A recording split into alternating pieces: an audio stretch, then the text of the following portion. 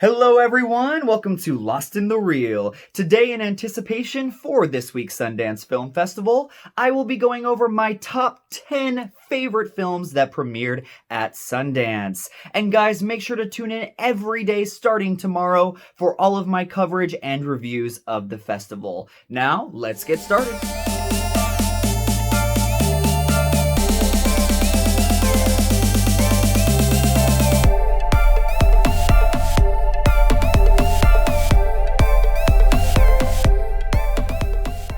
So obviously I am so excited for this year's festival, so I thought it'd be a lot of fun to go back and look at all of the movies that had had their world premieres at Sundance. And guys, I was flabbergasted. 5 of these films on this list were my favorite film of that year, and 7 of them were either my number 1 or my number 2 of that year. So this just goes to show you what incredible films come out of this festival. So let's get started. My number 10 is Get Out. Jordan Peele pretty much came out of nowhere and blew everyone away with his 2017 directorial debut. Who knew that a sketch comic from Comedy Central would go on to win an Oscar on his first try? Peele just shows that he has such a deft hand for horror with Get Out, and he does so by transcending the genre with having timely and profound things to say about our society. This one really is incredible, and I think everyone can agree with me on that here. And my number 9 is 500 Days of Summer. Talk about transcending a genre. This movie turns the romantic comedy on its head by being touching, heartfelt, hilarious, and also showing that you don't have to necessarily have a happy ending for it to be okay in the end. Also, Zooey Deschanel and Joseph Gordon-Levitt have fantastic chemistry, and the direction here is just so creative and unique. I love this film. And my number 8 is Memento.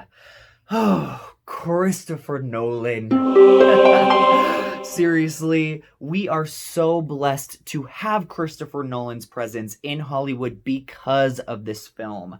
Not only that, you could really say that this movie is one of the few films that brought attention to the independent film scene. You ask a lot of fanboys out there who really had only seen just blockbusters at the time, and this was probably one of their first independent films that they had ever seen. So thank you, Memento. You are a thrilling masterpiece.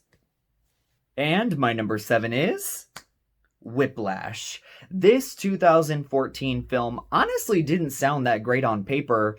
A drumming student gets harassed by his musical instructor. Nothing much there, but this movie is a nerve-wracking anxiety attack. J.K. Simmons gives one of my favorite villain performances of all time in this movie. He's honestly scarier than Freddy Krueger, Jason, or even Mrs. Doubtfire. All of them combined. He is so scary in this movie. You just want to run away in fear. Anyways, this movie is absolutely fantastic, and I'm really excited to see what Damien Chazelle does next, even though I wasn't a huge fan of either La La Land or First Man. That's probably a hot take, but still excited to see what he does next. And my number 6 is Promising Young Woman. Yes, this was my favorite film from last year. Unfortunately, I was not able to see it before I did my top 10 films list, but this movie is amazing. Guys, if you have not seen it, please go check it out right now. I mean, why haven't you already? It is available to stream at home, so please go see it. I've talked about this film enough on my channel, but I will say this. I want more Oscar love for this movie. I know it's on the rise right now, especially for Carey Mulligan for Best Actress, and probably Best Original Screenplay for Emerald Fennell, but I need more Emerald Fennell love in director, and I also need more Best Picture love. We want to at least see it get nominated, guys. Come on, bring it on.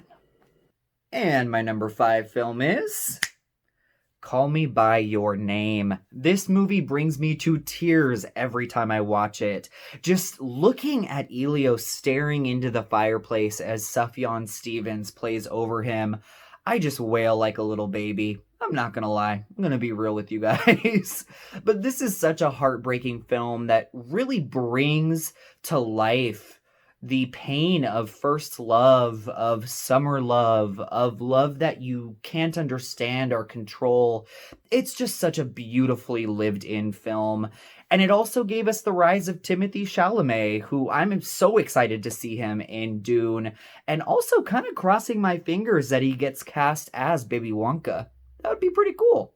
And next up on my list, my number 4 is The Raid 2. You guys, wait for it. This is one of the best action movies ever made. The fight choreography here, as well as the stunt work, is chef's kiss. It is so mind-blowing. And I am shocked that a lot of people don't know about this movie. So if you are a fan of action films at all, stop what you are doing and check this film out. You will not be sorry. And all I have left to say is to plead to Gareth Evans, please finish the Raid trilogy. We need our number 3. Come on, man. Come on. And my number 3 is Before Sunrise. This 1995 film, directed by Richard Linklater, stars Ethan Hawke and Julie Delpy as two random people on a train in Europe who end up meeting and falling in love in a day's time. The movie follows them around as they walk through the city, talking about love, life, relationships, philosophy, regrets, and it's so incredible because the movie is so dialogue driven, but you are literally hanging on their every word, just mesmerized watching them fall in love. Their chemistry is so palpable. And this is actually the first film in a trilogy of movies. There's Before Sunrise in 1995, Before Sunset in 2004, and then Before Midnight in 2013. And each of these films take place 9 years after each other, and just catching up with these two to see where their relationship has evolved. This is one of the best film trilogies of all time, and Before Sunrise is where it all began. And my runner-up, my number 2 is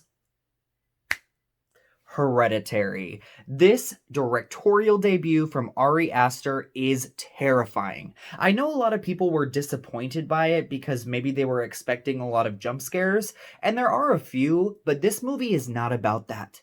It is about fucking you in the head, and it does that in spades. And Toni Collette's performance, let's just say it, is one of the best performances of all time. The Academy robbed her of an Oscar for this film. They couldn't even give her a damn nomination.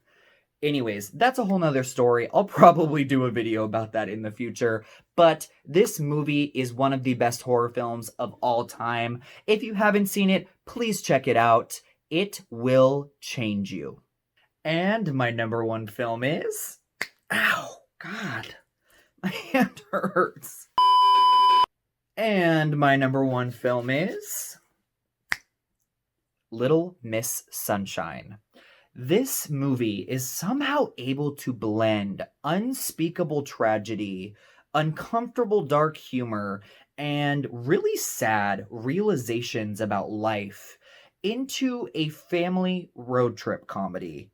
I don't know how they did it, but every single aspect of this film is firing on all cylinders. The direction, the score, the Oscar-winning screenplay, this incredible ensemble of actors who are really giving it their all. This movie I saw in theaters when I was 15 years old, and it really jump-started my obsession and love for independent cinema, and I thank Little Miss Sunshine for it every single day. Thank you so much, guys, for watching Lost in the Reel. Please make sure to check out our coverage starting tomorrow of the Sundance Film Festival. We will be updating with reviews every single day, so please make sure to comment and be a part of the experience. Hopefully, one of these films that I'll be seeing this week will end up being my favorite of the year. Who knows? We'll see you soon.